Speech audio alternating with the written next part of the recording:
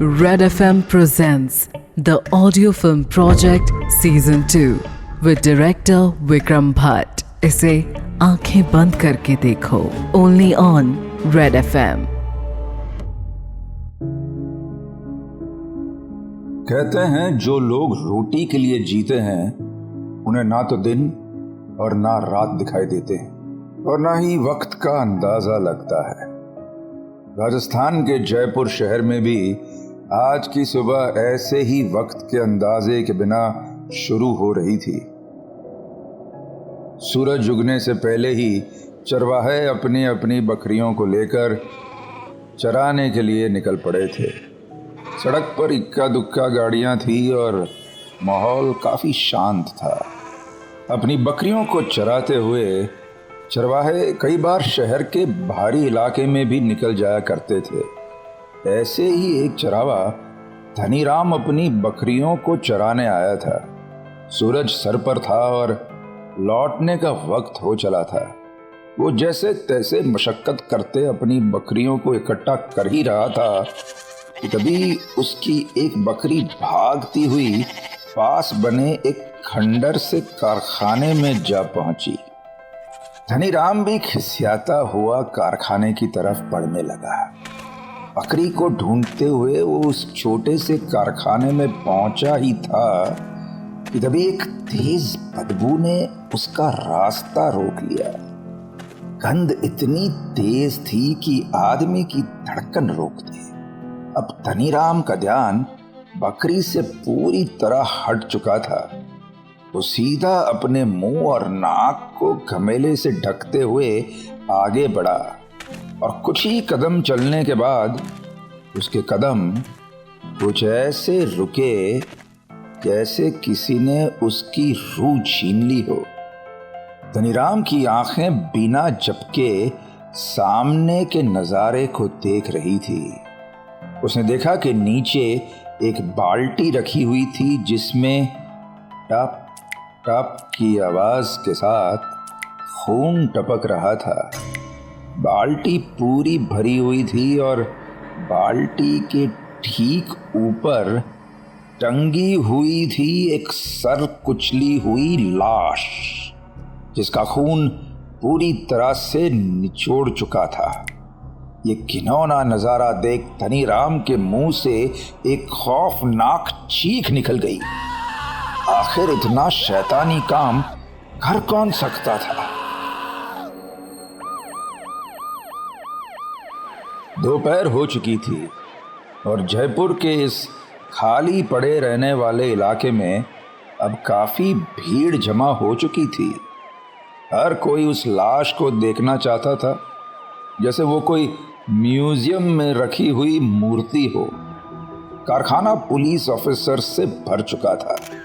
हर छोटी मोटी चीज की परख की जा रही थी और इसी बीच था चीफ इंस्पेक्टर राज ठाकुर जो उस लाश का मुआयना कर रहा था। कुछ तो था जो राज को खाए जा रहा था।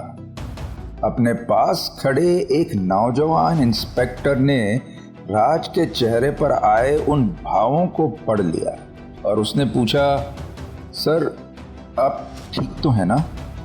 तो सुनकर राज ने उस लाश को ऊपर से नीचे देखते हुए कहा, कुछ ठीक नहीं है अनुपम। पिछले 2 हफ्तों में ये तीसरा मर्डर है और मैं ये सब पहले भी देख चुका हूँ। वही तरीका, वही। इस पर अनुपम ने नासमझी के भाव के साथ पूछा, सर क्या मतलब है आपका? राज ने पलटते हुए कहा, साइको सिंह। ये वही है। मारने का अंदाज वही, सीक्वेंस भी वही, बिल्कुल वैसे ही। और वहशीपन में तो तुम देख ही रहे हो। साइको सिंह का नाम सुनकर जैसे अनुपम के चेहरे पर भी खौफ की लकीरें छा गई। उसने गहरी सांस लेते हुए कहा, पर सर साइको सिंह तो 12 सालों से जेल में है ना?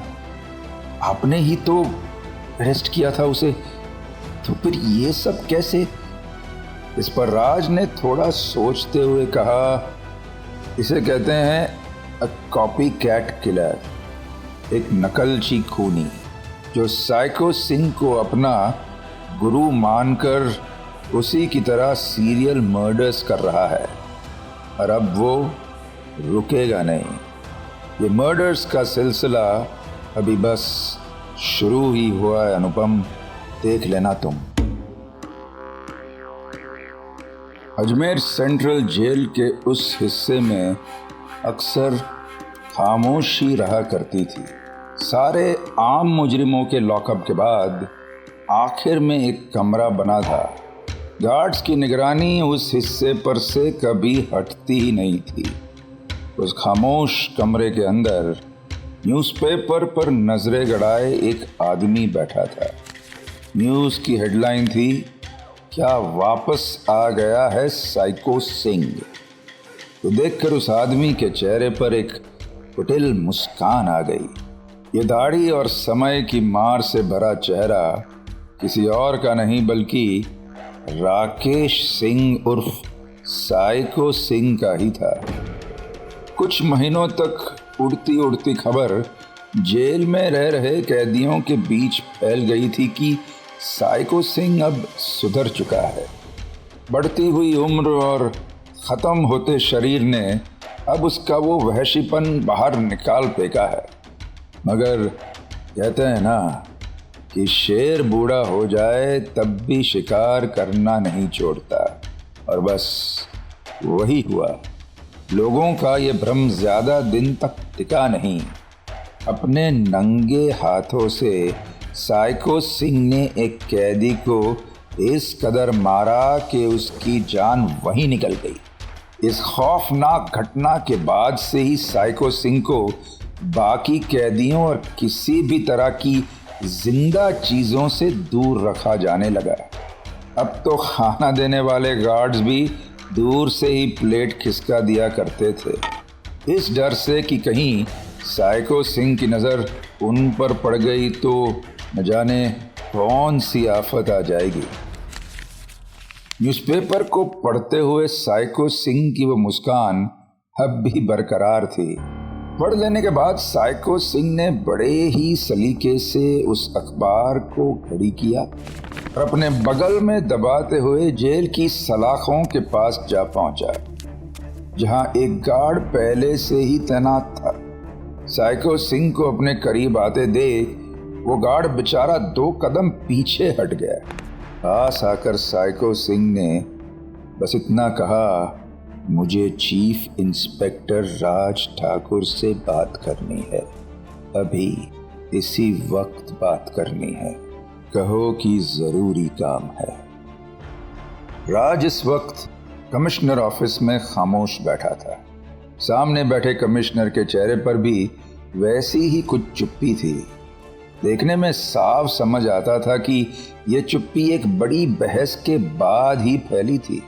आखिरकार चुप्पी तोड़ते हुए राज ने कहा, सर, आपको लग रहा होगा कि मैं बस चीज़ें इमेजिन कर रहा हूं, मगर आप मेरी बात समझिए, ये मर्डर्स और होने वाले हैं। ये शुरुआत है सर एक बड़े खतरे की। इस पर कमिश्नर ने भी थोड़े मजाकिया अंदाज में कहा, अरे राज समझो यार, साइको सिंह जेल में है और शहर के उस इलाके में ऐसे मर्डर्स तो होते रहते हैं। किसी ने आपसी दुश्मनी में कर दिया होगा खेल। अब साइको सिंह का कॉपीकैट आया है, ये सुनकर तो मीडिया हमें खा जाएगी। ये जो भी है इसे पकड़ो, ये केस जल्दी ही ख़त्म हो जाना चाहिए बरखुरदार। ये सुनकर राज के चेहरे पर मजबूरी और गुस्से के मिले जुले भाव आ गए। वो कहना तो बहुत कुछ चाहता था, मगर अपने गुस्से का घूंट पीकर बस यूं ही रह गया। वो चुपचाप उठा और कमिश्नर ऑफिस के बाहर आ गया। टेंशन के मारे राज ने अपना सर पकड़ लिया। वो चाहकर भी कुछ नहीं कर पा रहा था और ऊपर से ये केस को सॉल्व करने का प्रेशर। ऐसे कई ख्याल राज के मन से बार बार टकरा ही रहे थे कि तभी उसके फोन की घंटी बजी। उसने देखा कि फोन अजमेर सेंट्रल जेल से आ रहा था। उसने फोन उठाकर कान पर लगाया ही था कि दूसरी तरफ से आने वाली आवाज ने उसके होश उड़ा दिए। क्यों इंस्पेक्टर, पहचाना? सिंह, साइको सिंह बोल रहा हूं। ये सुनकर राज ने एक धीमी सी आवाज में कहा, पहचानूंगा क्यों नहीं, तुझे अंदर भी तो मैंने ही पहुंचाया था। साइको सिंह ठहाका मारते हुए हंस पड़ा। इस नकलची हत्यारे को पकड़ने के लिए तुम्हें जरूरत है मेरी। मेरे बिना तुम इस खूनी तक कभी नहीं पहुंच पाओगे। इतना सुनते ही फोन कट गया। राज कुछ पल तो वहीं जम गया, मगर ये बात वो भी जानता था कि इस कॉपीकैट की दिमागी हालत और अगली चाल समझने के लिए उसे साइको सिंह की जरूरत थी। करीब 1 घंटे के बाद राज और साइको सिंह जेल के छोटे से कमरे में एक दूसरे के आमने सामने बैठे थे। अपने हाथ में न्यूज़पेपर को देखते हुए साइको सिंह ने कहा, यह आदमी शातिर है और अब रुकेगा नहीं। इसे बस एक ही आदमी समझा सकता है और वो मैं हूँ। मैं चाहो तो मदद कर सकता हूँ तुम्हारी। राज ने हल्के हंसते हुए कहा, अब ये क्या नया ड्रामा है तुम्हारा? तुम क्यों करना चाहते हो मेरी मदद? साइको सिंह थोड़ा आगे की तरफ झुका और एक धीमी सी आवाज में बोला, क्योंकि तुम्हें मदद की सख्त जरूरत है इंस्पेक्टर। परेशानी तुम्हारी है। मौत का नंगा नाच होगा अब इस शहर में और तुम कुछ नहीं कर पाओगे। मानो या न मानो, मेरे जैसे शातिर के दिमाग को समझने के लिए तुम्हें मेरी जरूरत है। इतना कहकर साइको सिंह जोर जोर से हंसने लगा। राज की नजरें साइको सिंह के चेहरे पर जमी हुई थी। उसने अगला सवाल दागा, और बदले में तुम्हें क्या चाहिए? साइको सिंह हंसते हंसते रुक गया और फिर राज की आंखों में आंखें डालकर उसने कहा, इस खूनी को पकड़ने के लिए मुझे इंस्पेक्टर आदर्श सिंह चाहिए। इस छानबीन में वो हर कदम मेरे साथ रहेगा। बोलो, मंजूर है? ये बात सुनकर राज जैसे कुएं और खाई के बीच खड़ा था। यह शर्त उतनी ही खतरनाक थी जितना कि वो कॉपीकैट किलर। राज बस बिना कुछ बोले ही वहां से निकल गया। आदर्श सिंह एक नौजवान पुलिस इंस्पेक्टर था। उसके चेहरे पर छाई गंभीरता ये साफ जाहिर कर रही थी कि वो पुलिस की नौकरी करने के लिए ही बना था। इस दोपहर भी वो अपने कैबिन में बैठा केसेस की फाइल को बड़ी ही बारीकी से देख रहा था कि तभी उसके कैबिन के दरवाजे पर एक दस्तक हुई। फाइल से आंखों को बिना हटाए ही उसने कहा, अंदर आ जाइए। ये सुनते ही एक बूढ़ा सा हवालदार हाथ में 2 चाय की गिलास लेकर अंदर आ गया। चाय का एक गिलास आदर्श के सामने रखते ही आदर्श का ध्यान टूट गया। उसने हैरानी के साथ कहा, अरे चाचा, आप क्यों ले आए? इस पर हवालदार ने कहा, तुमसे कुछ बात करनी थी। फिर थोड़ा रुककर हवालदार ने कहा, आखिर ये इतने काम में हमेशा क्यों घुसे रहते हो? ये सुनकर आदर्श एक पल को थम सा गया। उसने कहा, क्या मतलब? हवलदार ने अपने तजुर्बे भरी आवाज में कहा, देखो, घरवाली पेट से है तुम्हारी और तुम हो कि बस काम काम काम। याद है या नहीं, आज ट्रेन है ना तुम्हारी? कब घर जाओगे? कब निकलोगे छुट्टी के लिए? हाँ? ये सुनकर आदर्श ने नजरें चुराते हुए जवाब दिया, हाँ चाचा, बस जा ही रहा हूँ। बस ये थोड़ा काम खत्म कर रहा हूँ बस। आदर्श का ऐसा बर्ताव देखकर चाचा ने कहा, देखो, बच्चे के आने से सबसे पहले माँ बाप बदल जाते हैं और तुम्हें भी बदलना पड़ेगा, भले ही तुम्हें ये अच्छा लगे या ना लगे।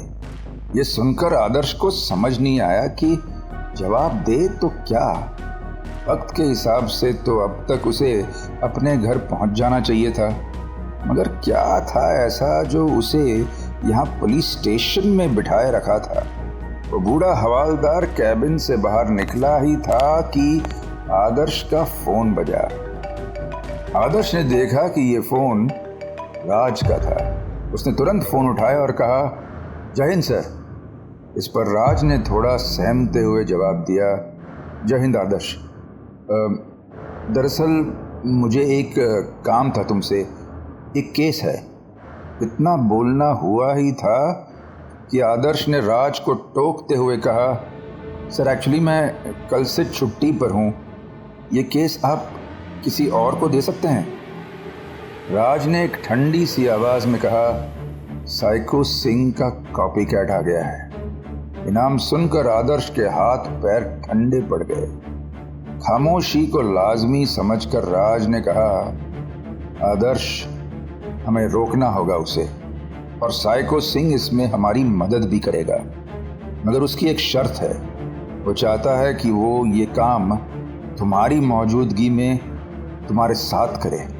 अब बस तुम ही इन मर्डर्स को रोक सकते हो आदर्श, प्लीज। आदर्श का चेहरा एकदम झम सा गया। उसकी आंखें नम हो गई और चेहरा गुस्से में कांपने लगा। उसने गहरी सांस लेते हुए कहा, सर वो आदमी खूनी है, जिंदगी बर्बाद की उसने मेरी। मैं उसकी शक्ल भी नहीं देखना चाहता, उसके साथ काम करना तो दूर की बात है सर। ये सुनकर राज ने समझाते हुए कहा, मैं जानता हूँ राज, वो खूनी है, दरिंदा है, मगर है तो तुम्हारा बाप ही ना। बाप शब्द सुनकर आदर्श की आंखों में खून उतर आया, मगर वो इस गुस्से को कम करने के लिए कुछ भी नहीं कर सकता था, क्योंकि इस सच को झुठलाना नामुमकिन था कि साइको सिंह इंस्पेक्टर आदर्श का बाप था। आगे क्या होगा जानने के लिए tune into the audio film project season 2 with director Vikram Bhatt. इसे सुनिए रेड एफएम इंडिया एंड सारे लीडिंग पॉडकास्ट एप्स पर। रेड एफएम बजाते रहो।